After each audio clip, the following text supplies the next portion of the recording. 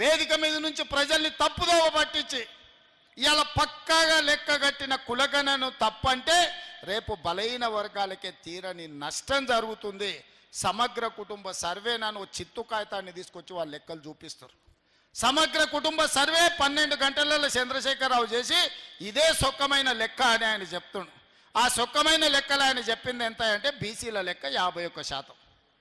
కానీ పక్కా లెక్క కట్టిన నేను ఇవాళ 56.33% అని బీసీల లెక్క తేల్చింది నేను. ఇది పెరిగినట్ట తగ్గినట్ట మా బీసీ సోదరులు ఆలోచన చేయాలి. మా జర్నలిస్టు మిత్రులు ఉన్నారు చాలా వరకు, అందులో కూడా బలైన వర్గాలు ఉన్నారు. మీరు లెక్కలు చూడండి, నా లెక్క కరెక్టా, నేను పెంచినా నేను చేస్తే లెక్క కడితే పెరిగిందా తగ్గిందా మీరు లెక్క చెప్పండి. చంద్రశేఖరరావు కట్టిన లెక్కలలో 21% ఓసీలు అన్నాడు. నేను కట్టిన లెక్కల్లో 15.29% ఓసీలు అని లెక్క తేలింది. ఇవాళ పెరిగినట తగ్గినట. ఎస్సీలో ఆయన 18% అన్నాడు. నేను పక్కా లెక్క చేసి 17.45% అని తేల్చిన. ఆయన ఎస్టీలు 10% అంటే నేను ఇవాళ లెక్క కట్టి 10.08% అని నేను కట్టిన. మైనారిటీల లెక్కనే లేదు ఆయన దాంట్లో. 51% బీసీలు, 21% ఓసీలు, 18% ఎస్సీలు, 10% ఎస్టీలు అని 100% లెక్క కట్టి చూపించాను. నేను పక్కాగా లెక్క కట్టి మైనారిటీలు 12.56% ఉన్నారు ఈ తెలంగాణ రాష్ట్రంలో. ముస్లిం మైనారిటీల లెక్క 12.56%, అందులో 10.08 బీసీలు, మిగతా వాళ్ళు ఓసీలు అని లెక్క కట్టి మైనారిటీల లెక్క కూడా తేల్చిన ప్రభుత్వం మా ప్రభుత్వం. బండి సంజయ్ అంటుండు బీసీలను మైనారిటీలను తెచ్చి బీసీలలో ఎట్లా కలుపుతారని. నేను సూటికి వేదిక మీద నుంచి బండి సంజయ్ గారికి, కిషన్ రెడ్డి గారికి నేను సవాలు విసురుతున్నా. మైనారిటీలను రాజ్యాంగ పరంగా 1960 నుంచే నాకు తెలిసి బీసీలలో బీసీ రిజర్వేషన్లు పొందినరు. ఇవాళ దూదేకులు కానీ, తురక చాకలి కానీ, తురక మంగలి కానీ ఇట్లా 29 కులాలు బీసీలు ఇవాళ మైనారిటీలు బీసీల రిజర్వేషన్లు పొందుతారు. అంతెందుకు, కిషన్ రెడ్డి బండి సంజయ్ సిద్ధంగా ఉంటే గుజరాత్ రాష్ట్రానికి నేను టీములను తీసుకెళ్తా. నరేంద్ర మోడీ గారు 12-13 ఏళ్ళు ముఖ్యమంత్రి ఉన్న గుజరాత్లో ఇవాళ ముస్లింలు 29 కులాలు బీసీ రిజర్వేషన్లు అనుభవిస్తున్నారు. ఇవాళ బీసీ రిజర్వేషన్లలో ముస్లింలు గుజరాత్లో ఉన్నారు.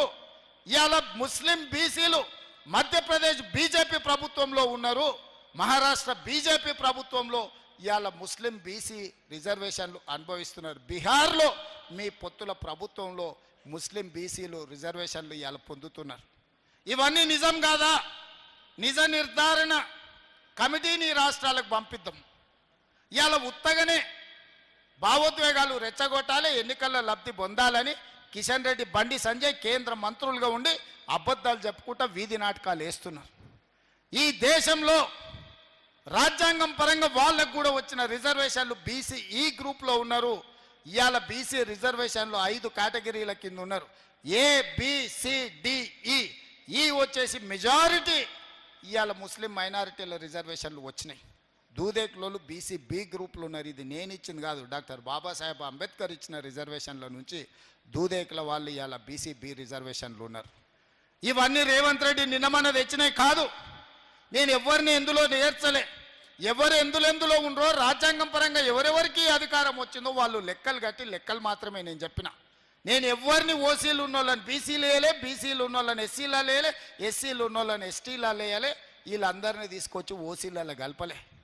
ఉన్నోళ్ళు ఉన్నట్టు వివరాలు ఇచ్చినోళ్ళు ఇచ్చినట్టు లెక్క కట్టి ఈ రాష్ట్రంలో జనాభా ఇంత ఉన్నారని 100 ఏళ్ల నుంచి బలహీన వర్గాలు మా లెక్క ఎంతో మాకు చెప్పండి అని అడుగుతుంటే ఆ సమస్యకు నేను పరిష్కారం చూపించిన.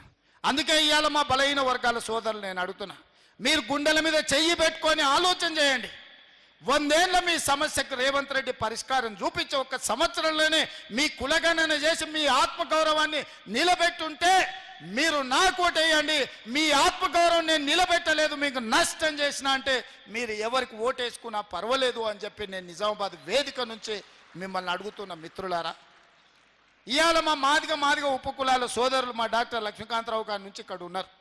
చాలామంది మా దళిత సోదరులు వేదిక మీద ఉన్నారు, ఎమ్మెల్యేలుగా, ఎమ్మెల్సీలుగా, రకరకాల హోదాలలో. ఇవాళ నేను అడుగుతున్న 30 ఏళ్ల నుంచి మీరు కొట్లాడని రోజు లేదు, మీరు త్యాగం చేయని రోజు లేదు. మీరు ఇన్ని కొట్లాడి గల్లీ నుంచి ఢిల్లీ వరకు కొట్లాడిరు.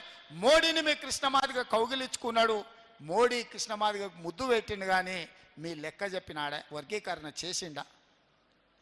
ఇవాళ నేను అడుగుతున్నా మా మాదిగ ఉపకులాల సోదరులను, 30 ఏళ్ళ మీ సమస్యను మాదిగ ఉపకులాల వర్గీకరణ చేసి లెక్క గట్టి ఎవరికి ఎంత ఇవ్వాలో అంత చట్టం చేసి మంత్రివర్గంలో ఆమోదిస్తే ఇవాళ మా మాదిగ సోదరులు మాదిగ ఉపకులాలు కొంతమందికి కష్టం ఉండొచ్చు, కొంతమందికి నష్టం ఉండొచ్చు, కొంతమందికి ఇష్టం ఉండొచ్చు, కానీ సుప్రీంకోర్టు ఇచ్చిన జడ్జిమెంట్ ప్రకారం ఎస్సీ ఉపకులాల వర్గీకరణ చేసింది నేను కాదా?